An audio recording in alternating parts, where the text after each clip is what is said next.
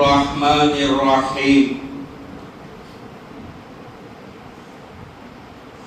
الحمدللہ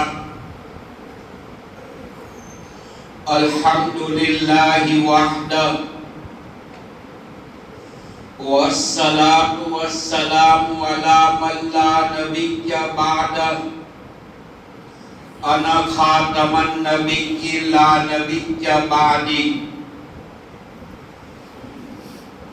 اما بعد قال اللہ تبارک و تعالی اعوذ باللہ من الشیطان الرجیم بسم اللہ الرحمن الرحیم یا ایہا الذین آمنوا لا تدخلوا فی السلم کافہ ولا تتبعوا خطوات الشیطان انہ لکم عدو مبین وقال النبی صلی اللہ علیہ وسلم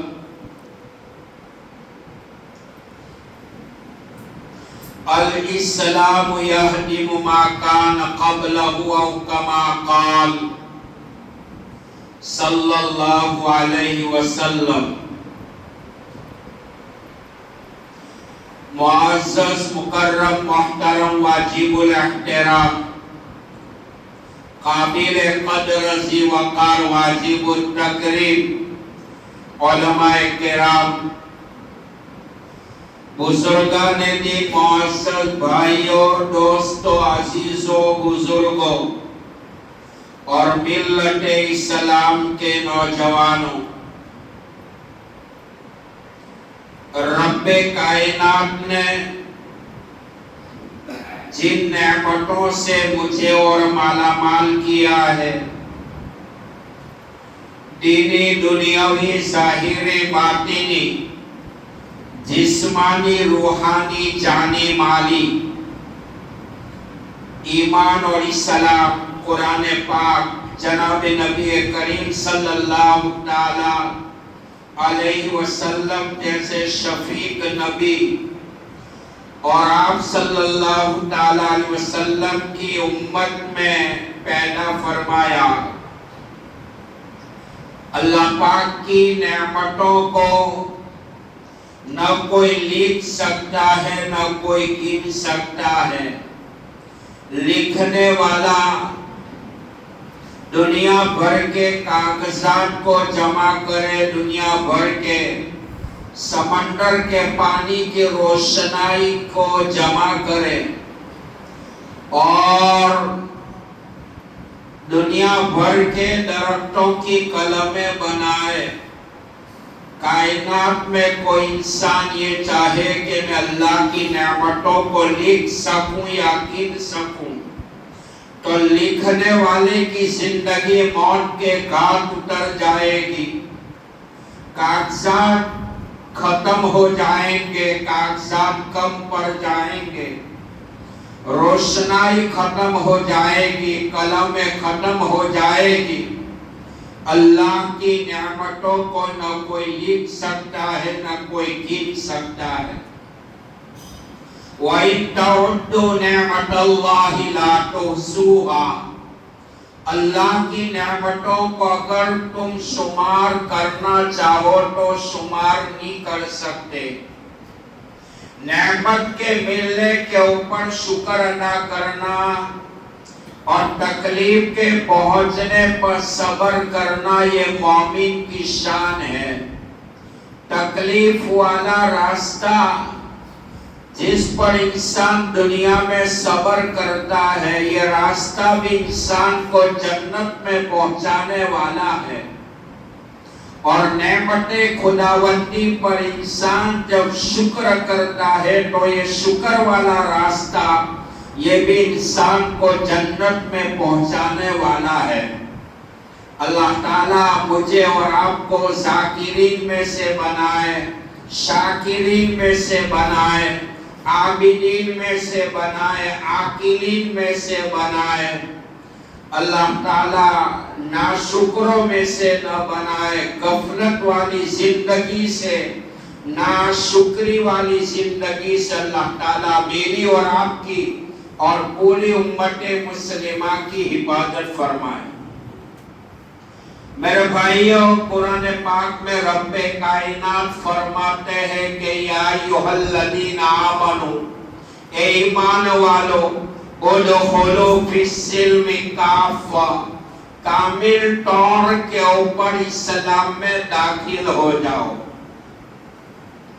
وَلَا تَتَّبِعُوا خُطُوَاتِ الشَّیطان، اور شیطان کی جالوں کی، مکر و فریب کی، شیطان کے راستوں کی اتباع نہ کرو۔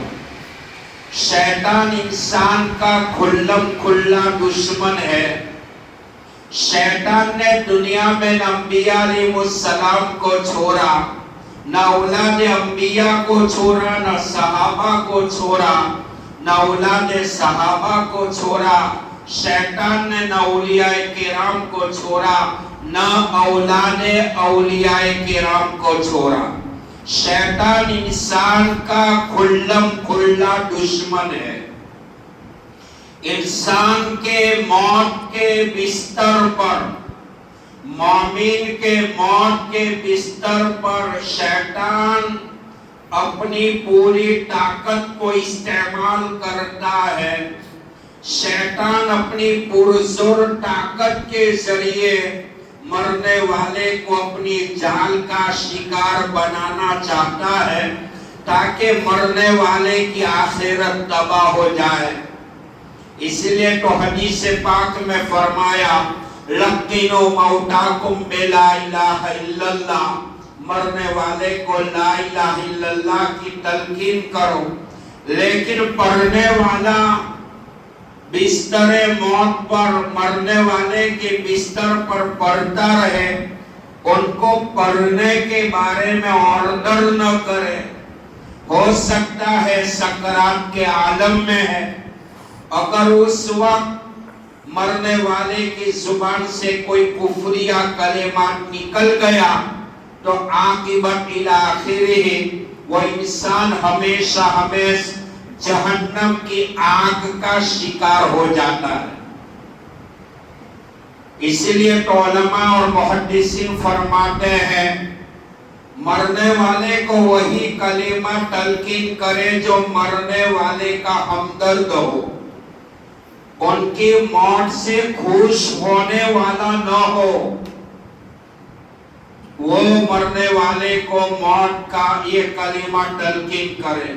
میرے بھائیوں، اللہ تعالی ایمان والی موت نصیب فرمائے۔ اللہ مقبولین محبوبین میں سے بنائے، اللہ مردودین میں سے نہ بنائے۔ اللہ بستر موت پر ہمارے ایمان کی حفاظت فرمائے۔ ابو زکریا کرمانی رحمت اللہ علیہ کے حالات میں لکھا ہے، اپنے زمانے کے بہت بڑے ولی ابو زکریا کرمانی رحمت اللہ علیہ بستر موت پر تھے، تہجد کے پابند، اشراق اوابین چاشت کے پابند اور دن بھر قرآن پاک کی تلاوت کرنے والے، گناہوں سے بچ کر زندگی گزارنے والے، اللہ کی معرفت کو پہچاننے والے، رب چاہی راستوں پر زندگی گزارنے والے، پیارے آقا کے طور اور طریق پر چلنے والے، اتنے بڑے ولی ابو زکریا کرمانی رحمت اللہ علیہ کا انتقال ہو رہا تھا، بستر موت پر تھے۔ آپ کا ایک مرید آپ کو کلمہ تلقین کر رہا تھا، لا الہ الا اللہ محمد الرسول اللہ، لا الہ الا اللہ محمد الرسول اللہ، لا الہ الا اللہ محمد الرسول اللہ صلی اللہ علیہ وسلم، اشہد ان لا الہ الا اللہ واشہد ان محمد الرسول اللہ صلی اللہ علیہ وسلم، یہ کلمہ تلقین کر رہا تھا۔ بستر موت پر ابو زکریا کرمانی رحمت اللہ علیہ نے اپنے ہاتھ کو اٹھایا اور مرید کو انکار کیا۔ اب مریدین کی جماعت آپ کے قریب پہ بیٹھی ہوئی تھی، پریشان، شک میں پڑ گئی کہ کیا بات ہے، اتنا بڑا زمانے کا ولی بستر موت پر ہے، عالم سکرات میں ہے، دنیا چھوڑ رہا ہے، اور ہم ان کو کلمہ تلقین کر رہے ہیں لیکن وہ نہ کہہ رہا ہے۔ مریدین یہ سمجھے کہ مرنے والا ابو زکریا کرمانی رحمت اللہ علیہ کلمے کا انکار کرتے ہیں، ظاہری مفہوم تو یہی نکلتا ہے۔ ابو زکریا کرمانی رحمت اللہ علیہ کا جب سکرات کا عالم ختم ہوا، غشی کا عالم ختم ہوا، تو آپ کے مرید نے بات چھیڑی کہ حضرت بستر موت پر ہم آپ کو کلمہ پڑھا رہے تھے اور آپ نے ہاتھ اٹھا کر ہمیں نہ کہا، ہم تو یہ سمجھے کہ آپ ایمان کا، اسلام کا، کلمے کا انکار کر رہے ہیں۔ ابو زکریا کرمانی رحمت اللہ علیہ فرماتے ہیں، مریدین میں آپ کو کیا بتاؤں، جب آپ لوگ مجھے کلمہ تلقین کر رہے تھے، اس وقت شیطان اپنے لشکر کے ساتھ بستر موت پر آیا تھا اور اپنی پوری طاقت کو استعمال کر رہا تھا۔ شیطان کہتا تھا، ابو زکریا تو پیاسا ہے، تو بھوکا ہے، یہ پانی کا گلاس پی لے، تیری پیاس بجھ جائے گی، یہ کھانا کھا لے۔ ابو زکریا کرمانی نے مرید سے فرمایا، اے مرید، میں کلمے کا انکار نہیں کر رہا تھا، بستر موت پر شیطان کے پانی کے گلاس کا انکار کر رہا تھا۔ دین کا کام کرتے رہو، ڈرتے رہو، مانگتے رہو، روتے رہو، کہیں ایسا نہ ہو زندگی بھر دین کا کام کیا اور خاتمہ غیروں کے طریقے پر ہو جائے۔ ہر فرض نماز کے بعد آیت الکرسی پڑھا کرو۔ آیت الکرسی فرض نماز کے بعد پڑھنے والا جب موت آئے گی، ایک قدم دنیا میں ہوگا اور ایک قدم جنت میں ہوگا۔ اور ہر فرض نماز کے بعد ربنا لا تزغ قلوبنا بعد إذ هديتنا وهب لنا من لدنك رحمة إنك أنت الوهاب۔ قرآن کریم کا تیسرا پارہ سورہ آل عمران کا پہلا رکوع جہاں ختم ہو رہا ہے، اس سے پہلے والی آیت ربنا لا تزغ قلوبنا بعد إذ هديتنا وهب لنا من لدنك رحمة إنك أنت الوهاب۔ یہ آیت قرآنی کو ایک مرتبہ یا 3 مرتبہ ہر فرض نماز کے بعد پڑھو، انشاءاللہ خاتمہ ایمان پر ہوگا۔ من قال لا الہ الا اللہ دخل الجنہ، جس کا آخری کلمہ لا الہ الا اللہ ہوگا وہ جنت میں داخل ہوگا۔ من کان آخر کلامہ لا الہ الا اللہ دخل الجنہ، جن کا آخری کلمہ لا الہ الا اللہ ہوگا وہ ضرور جنت میں داخل ہوگا۔ میرے بھائیوں، قرآن کریم کے سورہ یوسف کی تفسیر آپ نے علماء سے سنی ہے۔ زلیخا نے شاہی محل میں حضرت یوسف علیہ السلام کو اپنی طرف مائل کرنے کی کوشش کی، تعریف میں مبالغہ کیا۔ حدیث پاک میں آپ نے فرمایا، اللہ نے جب معراج کروائی مجھے اور یوسف کو میں نے تیسرے آسمان پر دیکھا تو لگا اللہ نے دنیا کا آدھا حسن تنہا یوسف کو دیا، آدھا حسن قیامت تک انسانوں میں تقسیم ہوا۔ حضرت یوسف علیہ السلام کی خوبصورتی کا یہ عالم تھا۔ آپ پانی پیتے تھے تو اترنے والا پانی بتا دیتا تھا کہ پانی کہاں جا رہا ہے۔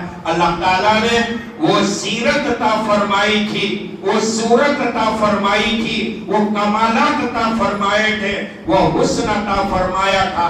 لیکن میرے بھائیوں، یوسف علیہ السلام میں حسن تھا، ہمارے آقا میں جمال تھا۔ حسن ختم ہوتا ہے، جمال کبھی ختم نہیں ہوتا۔ حدیث میں آتا ہے ان اللہ जमील व युहिब्बुल जमाल, अल्लाह जमील है और जमाल को पसंद करता है। मेरे भाइयों, हजरत यूसुफ अलैहिस्सलाम के ऊपर शाही महल में जब अटैक हुआ, जुलेखा ने कहा, यूसुफ क्या ही तेरे चेहरे की रौनक है।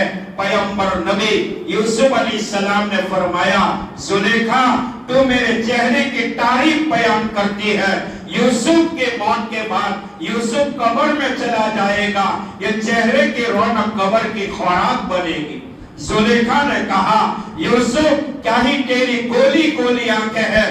पैगंबर नबी हजरत यूसुफ अलैहिस्सलाम ने फरमाया, जुलेखा मेरी आंखों की तो तारीफ करती है, तारीफ के तराने गाती है, यूसुफ के मौत के बाद यूसुफ को कब्र में सुलाया जाएगा, ये गोली आंखें पानी बनकर चेहरे पर बह जाएगी। हजरत जुलेखा ने फरमाया, यूसुफ क्या ही तेरे चेहरे की रौनक है, क्या ही तेरे गोले गोले बाल है। पैगंबर नबी यूसुफ अलैहिस्सलाम ने फरमाया, जुलेखा मेरी मौत के बाद, कब्र में जाने के बाद मेरे ढांचे को, मेरी बॉडी को कब्र में सुलाया जाएगा, चंद दिनों के बाद ये बाल जो है कब्र में बिखर जाए। मेरे भाइयों, इंसान दुनिया में अपने कमालात पर नाज करता है, वक्त आता है, मौत की घंटी बजती है, कमालात छूट जाते हैं, इंसान अपने कैरेक्टर पर नाज करता है, वक्त आता है, मौत की घंटी बजती है, दुनिया का एक कैरेक्टर छूट जाता है, इंसान अपनी इबादत पर फख्र करता है, खातिमा अगर ईमान पर न हुआ, वो इबादत मरने के बाद वबाल जान बनेगी।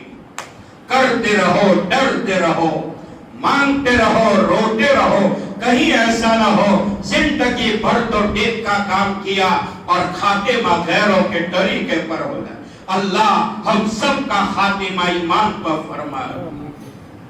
दारुल देवबंद के बहुत बड़े मुहद्दिस मौलाना फखरुद्दीन रहमतुल्लाह ने दारुल देवबंद, मेरे भाइयों, मैंने पिछले बयानात में कहा था 1947 पहले ये देवबंद अगर इदारे और मकतब और मदरसे की शक्ल में न होता, खुदा पाक की कसम, हिंदुस्तान कभी अंग्रेजों की गुलामी से आजाद नहीं होता। दारुल देवबंद के बहुत बड़े मुहद्दिस मौलाना इमाम फखरुद्दीन रहमतुल्लाह ने पूरी जिंदगी काल अल्लाह काल रसूल पे गुजारी, पूरी जिंदगी पढ़ने पढ़ाने में गुजारी, पूरी जिंदगी इबादत और रियाजत पे गुजारी, पूरी जिंदगी तकवा तहारत पे गुजारी, पूरी जिंदगी सौम और सलात पे गुजारी, पूरी जिंदगी इबादत और रियाजत पे गुजारी, बिस्तर मौत पर है, बिस्तर मौत पर है, इंतकाल हुआ, लोगों ने हस्बे मामूल दफन किया, कैब से आवाज आई, फखरुद्दीन क्या लाए हो? पूरी जिंदगी काल अल्लाह काल रसूल कहने वाले, तहज्जुद के पाबंद, इशराक बिन चाश्त के पाबंद, क्या लाए हो? खामोश, सन्नाटा छाया हुआ है, कब्र में अंधेरा ही अंधेरा। मेरे भाइयों, कुरान की तिलावत, कुरान की तिलावत तहज्जुद की नमाज कब्र की लाइट है। अल्लाह जिसे खुश होता है उसको कुरान की तिलावत की तौफीक देता है।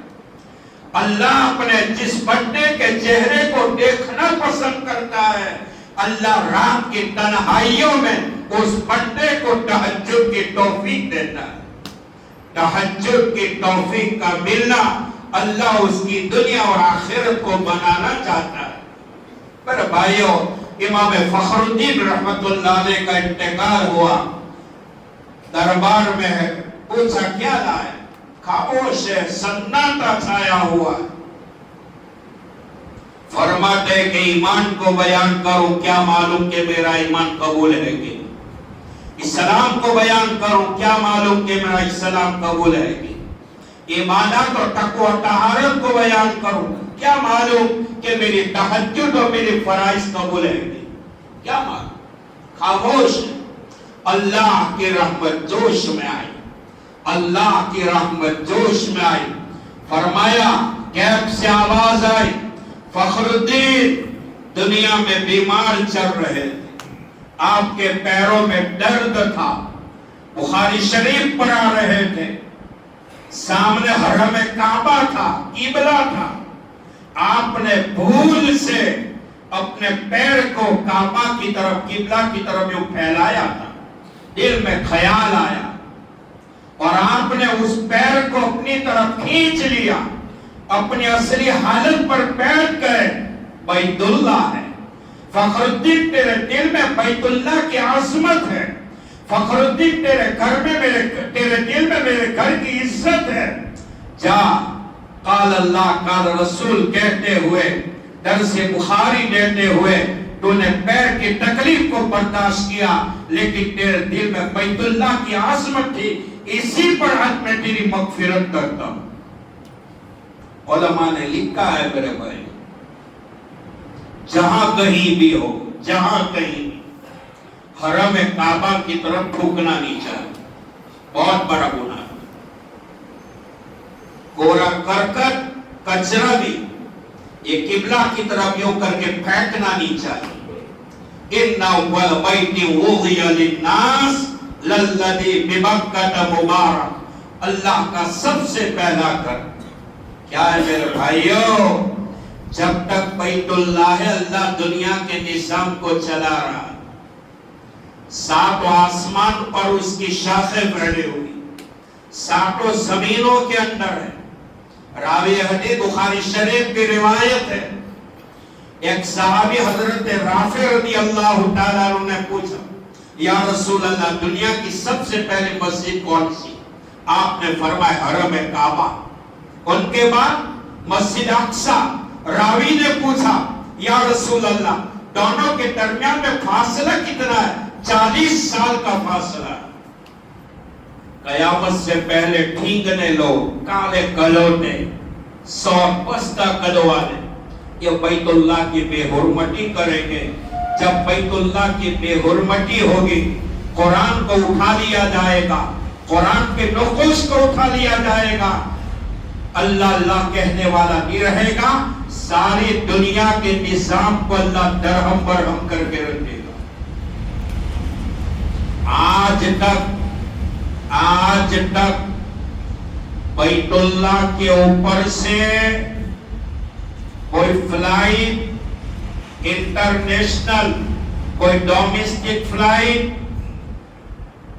یا کوئی ہیلی کاپٹر یا کوئی پرندہ ان کے اوپر سے نہیں گزرا ہے۔ یہ بیت اللہ کی شان ہے، یاد رکھو میری بات۔ بیت اللہ کے اوپر سے آج تک نہ کوئی انسان کا فلائٹ گزرا، چاہے تو انٹرنیشنل ہو، ڈومیسٹک فلائٹ ہو یا تو ہیلی کاپٹر ہو۔ یہاں تک کہ صاحب جلالین نے لکھا ہے کہ کوئی پکشی پرندہ بھی اس کے اوپر سے گزر کر نہیں گیا۔ بعد مرتبہ کوئی پکشی پرندہ بیت اللہ کی دیواروں سے ٹکر کھاتا ہے، صاحب جلالین فرماتے ہیں وہی پرندے ٹکر کھاتے ہیں جو بیمار ہوتے ہیں، بیت اللہ کی عظمت سے اللہ بیمار پرندوں کو شفا دے دیتا ہے۔ اللہ کا سب سے پہلے اللہ بیت اللہ کی حفاظت فرمائے، کلام اللہ کی حفاظت فرمائے، دین اسلام کی حفاظت فرمائے۔ میرے بھائیوں، میں نے قرآن پاک کی آیت شروع میں پڑھی تھی، یا ایھا الذین آمنوا ادخلوا فی السلم کافہ، ایمان والو کامل طور پر اسلام میں داخل ہو جاؤ۔ عبداللہ ابن مبارک رحمت اللہ علیہ محدث اعظم ہے اور شاگرد ہے امام اعظم ابو حنیفہ رحمت اللہ علیہ، اور عبداللہ ابن مبارک کے تقریباً 2,500-3,000 اساتذہ کرام ہیں، اور آپ کے استاد میں سفیان ثوری کا نام آپ نے سنا ہوگا۔ علماء جانتے ہیں سیاہ ستہ جو ہے دور حدیث میں جب طالب علم فارغ ہوتا ہے، سند فراغت دی جاتی ہے، تو بخاری، مسلم، ترمذی، ابو داؤد، ابن ماجہ، موطا مالک پڑھائی جاتی ہے سیاہ ستہ۔ ان 6 کتابوں میں سیاہ ستہ میں زیادہ تر روایت عبداللہ ابن مبارک کی، جیسے کہ امام بخاری رحمت اللہ علیہ نے احادیث رسول اللہ کو چھانبین کر کے بخاری شریف میں جمع کیا، عبداللہ ابن مبارک نے ایک تمام روایات کو چھانبین کر کے سیاہ ستہ میں جمع کیا، یہاں تک کہ محدثین فرماتے ہیں عبداللہ ابن مبارک کا جب کسی روایت پر نام آتا ہے کسی محدث کی جرأت نہیں ہے کہ عبداللہ ابن مبارک کی اس روایت کو قبول نہ کرے۔ آپ نے بغداد، ملک شام، ملک مصر، جوردن اور یمن، بڑے بڑے علاقوں میں، بڑے بڑے شہروں میں علوم احادیث کو حاصل کیا۔ عبداللہ ابن مبارک سے پوچھا کہ اسلام کس کو کہتے ہیں؟ دیکھو میرے بھائیو، اسلام نام ہے مان لینے کا، ایمان نام ہے یقین کرنے کا۔ اسلام ظاہر ہوگا اوپر سے، ایمان ظاہر ہوگا انڈر گراؤنڈ سے، اسلام ظاہر ہوگا ٹوپی سے، اسلام ظاہر ہوگا کیریکٹر سے، اسلام ظاہر ہوگا اعمال سے، اسلام ظاہر ہوگا وضع کٹا سے، اسلام ظاہر ہوگا باتوں کے لہجوں سے۔ عبداللہ ابن مبارک رحمت اللہ علیہ فرماتے ہیں اسلام 6 باتوں کے مجموعے کا نام ہے: عقائد، ایمان، اخلاق، اعمال، احکامات اور معاملات۔ یاد رکھو میرے بھائی، 6 باتیں جب بنے گی، 6 باتیں جب جمع ہوگی تو وہ اسلام کا فگر بنے گا: عقائد، ایمان، اخلاق، اعمال، احکامات اور معاملات۔ سرسری طور کے اوپر میں بیان کرتا چلا جاؤں، اللہ عمل کی توفیق عطا فرمائے۔ سب سے پہلا ہمارا عقیدہ صحیح ہو۔ ہمارے فن فقہ کے امام اعظم ابو حنیفہ ہے رحمت اللہ علیہ، فن فقہ کے امام اعظم ابو حنیفہ ہے، تو فن عقائد کے امام ابو منصور ماتوریدی رحمت اللہ علیہ۔ یاد رکھو میرے بھائی، یہ ہمارے عقائد کے امام ہیں۔ سب سے پہلا مسلمانوں کا عقیدہ صحیح ہونا چاہیے۔ عقیدہ سب سے پہلے چیزوں سے کچھ نہیں ہوتا، جو ہوتا ہے وہ اللہ سے ہوتا ہے۔ اللہ سے ہونے کا یقین اپنے دل میں آ جائے اور غیر اللہ سے ہونے کا یقین دلوں سے نکل جائے۔ چیزوں سے کچھ نہیں ہوتا، جو ہوتا ہے کس سے ہوتا ہے؟ اللہ سے۔ وَيَفْعَلُ اللَّهُ مَا يَشَاءُ إِنَّ رَبَّكَ فَعَّالٌ لِمَا يُرِيدُ۔ یہ ہمارا عقیدہ۔ اب میں یہ کہوں، اولاد کا دینے والا کون؟ روزی کا دینے والا کون؟ حالات کا بدلنے والا کون؟ ظالم کے تختے کو پلٹنے والا کون؟ ترقی دینے والا کون؟ تنزل دینے والا کون؟ خوبصورتی دینے والا کون؟ بیماری دینے والا کون؟ شفا دینے والا کون؟ اولاد کا نہیں دینے والا کون؟ روزی روٹی مکان دینے والا کون؟ دنیا میں لانے والا کون؟ بچپنا دکھانے والا کون؟ جوانی دینے والا کون؟ بڑھاپا لانے والا کون؟ موت دینے والا کون؟ زندگی دینے والا کون؟ جوڑ سے بولو۔ جو اللہ زندگی کا مالک ہے، موت کا بھی مالک ہے، جو بغیر جاندار بے جان کٹرے سے جاندار کو پیدا کر سکتا ہے، تو مرے ہوئے انسانوں کو پیدا کرنا یہ مالک کی چٹکی کا کھیل ہے۔ کما بدانا اول خلق نعید، پہلے تو ہمارا فوٹو بھی نہیں تھا، اب تو اللہ کے ریکارڈ میں ہمارا فوٹو بھی ہے۔ وہ بارش کے قطروں سے بے جان زمین سے گھاس اگا سکتا ہے، تو بڑے ہوئے انسان کو قبر میں دوبارہ پیدا کرنا اللہ کے لیے کوئی مشکل ہے؟ کوئی مشکل ہے؟ کوئی مشکل؟ یہ ہمارا عقیدہ، تعویذوں سے کچھ نہیں ہوتا، تعویذوں سے مسائل حل ہوتے تو 1000 تعویذ کی گٹھری میں اپنے گلے میں لٹکا دیتا۔ یقین تعویذ پڑھنا ہو، تعویذ میں لکھے کلام پڑھنا ہو، یقین اللہ کی ذات کے اوپر ہو، ڈاکٹر کی دوا کے اوپر اعتبار نہ ہو، ڈاکٹر بھی محتاج، دوا بھی محتاج، دوا بھی گلے میں پہنچنے کے بعد اللہ کو پوچھتی ہے یا اللہ شفا دوں یا نہ دوں۔ ہم کہتے ہیں کہ اپنی ڈاکٹر کو بدلا نے تو میں اچھا ہوا۔ ارے ابھی ہندوستان میں اپنے گجرات کے علاقے میں ایک ہارٹ کا ڈاکٹر تھا، ہارٹ کا، جس نے 4000 سے زائد آپریشن کیے اور وہ ڈاکٹر خود ہارٹ کی بیماری میں مرا۔ اس سے معلوم ہوتا ہے زندگی بچانا یہ بھی ڈاکٹر کا کام نہیں ہے، یہ کس کا کام ہے؟ انسان کے موت کے گھنٹی جب بچ جاتی ہے، ساری دنیا تو کیا، ساری دنیا کی طاقت ہے مرنے والے کو موت کے پنجے سے بچا نہیں سکتی۔ اللہ فرماتے ہیں اے انسانوں، ساری کائنات کے انسانوں کو قرآن نے جھنجھوڑا ہے، یہ انسانوں اگر تم بڑی طاقت کے مالک ہو تو دنیا میں سپر پاور کہلاتے ہو، مرنے والے کی روح اپنی جگہ پر بٹھاؤ تو میں سمجھوں تمہارے پاس کوئی طاقت ہے۔ بڑے سے بڑا بادشاہ بھی اس کی زندگی کا بل سن رہا ہے کہ نہیں ہو رہا ہے؟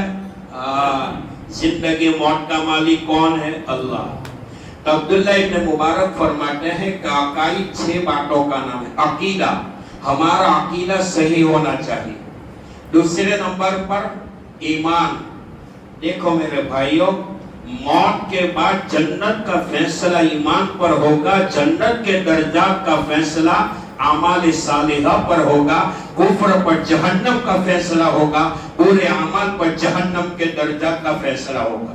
ایمان سے بڑھ کر دولت نہ آئی ہو نہ آئے گی، اللہ نے وہ دولت دی ہے، ساری دنیا کی دولت ایک طرف، ایمان کی دولت ایک طرف، تو ایمان کی دولت کا پلہ نیچے جھکے گا۔ ایمان کی دولت کا پلہ، اس کا بھاؤ، اس کا کرایہ، اس کا وزن کب معلوم ہوگا؟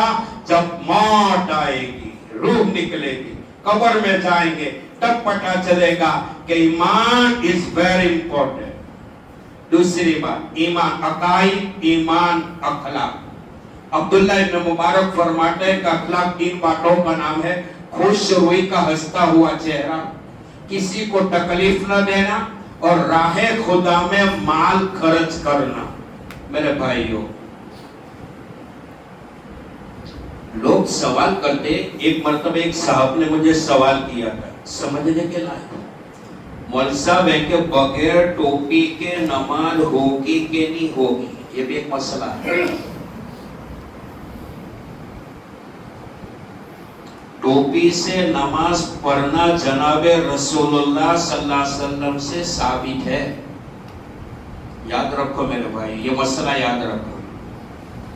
جب ہم مسلمان ہیں، ہماری زندگی آقا کے طور و طریق پر ہے، تو ہمارے آقا صلی اللہ علیہ وسلم تو نماز کے اندر تو کیا، نماز کے باہر بھی ٹوپی کے بغیر نہیں رہے، اور کیا پوچھتے ہیں کہ نماز ٹوپی بھی بغیر؟